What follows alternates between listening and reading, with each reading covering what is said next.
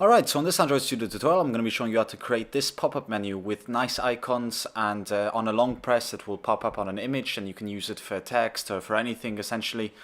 And when you click on the icons it activates a toast message for each icon, but let's get started immediately and go to our drawable file and create a new vector asset, and we're going to create a few. We need 4 actually. So 3 is going to be for the menu for this example, and 1 is going to be for that stock image you saw in the image view. So let's just create 3 icons here to get started, and I'm going to change the colors later, but for now you can just put them all at black. But if you right click on them you can see they're all highlighted as white, so you can go there and change them to whatever color you prefer.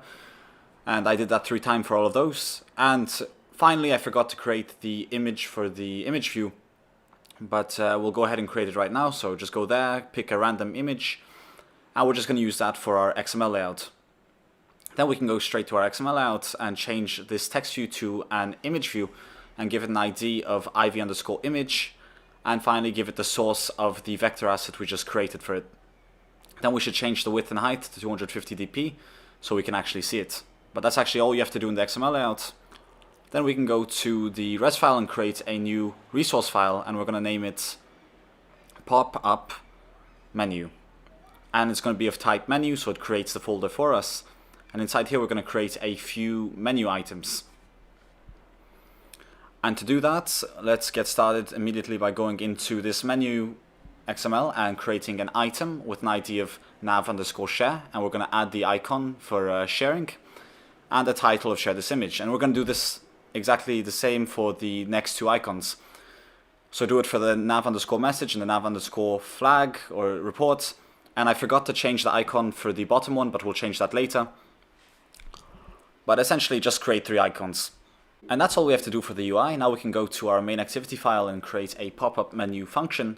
And let's get started by creating a private function of pop-up menu. And inside here we'll write value pop-up menu is going to equal pop-up menu. And we're going to write application context with our IV_image. And then we're going to inflate it with pop-up menu.inflate r.menu.popup_menu. We're going to do pop-up menu.set on menu item click listener, and we're going to do when it.item ID is r.id nav share. It's going to create a toast for that nav_share, and it's going to take application context as the context, and it's going to say share pressed, and we're going to return true. And to get rid of all those errors, we're just going to immediately add the else under, which is just going to say returns true in case anything else happens. But copy and paste that nav_share 3 times for as many icons or items as you have, and change the IDs to the other icon IDs, and change the text as you wish, or put whatever function you want in there. If you want to change fragments, you can put it in there as well. But right under that, we're going to do IV_image.set on long click listener, and this is going to be for when you hold on the button, on the image view I mean. We're going to write in here val popup. It's going to be of popup menu class java.get declared field, which is going to be mpopup, and we're going to write true for the return on the set on long listener to get rid of the error. And then above that we can write popup.isAccessible, we're going to equal true, and we're going to write val menu is going to equal popup.get, and it's going to get the popup menu.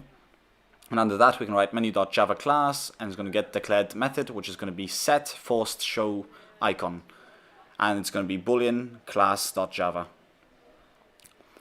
And under that we're going to write invoke, which is going to be menu, and we're going to set arguments to true. And finally I forgot to add a try catch kind of block here. It's very important you add this in case anything goes wrong. We're just going to pretty much print stack trace an exception, and we are going to use a finally block, which is always going to show the pop-up menu regardless if the icons work or not, just in case anything goes wrong. But for the most part of it your icons should show. But in the long run, when we're done with this code, you should have this section here. And as you can see there, I forgot to change that icon, so I just went back to the pop-up menu XML and changed it real quick. But once we compile it once more, it will have this function that when you long click on the image, it will show you this pop-up context menu with nice icons, and it's fully functional, looks great, it's very easy to implement. And yeah, that's actually all there is to creating this very simple menu. But as always, if you have any other recommendations, leave them in the comment section below, and I'll do my best to look into them. And yeah, see you in another video.